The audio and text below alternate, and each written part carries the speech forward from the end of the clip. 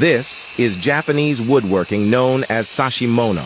Its distinguishing feature is that it uses no nails, screws, or glue. In sashimono, the craftsmen meticulously create these incredible joints using precise cuts to assemble wooden components. These joints can be very detailed and difficult to make depending on how they're meant to be used and what the thing looks like. Sashimono craftsmanship is highly esteemed in Japanese woodworking tradition for its precision, durability, and aesthetic appeal.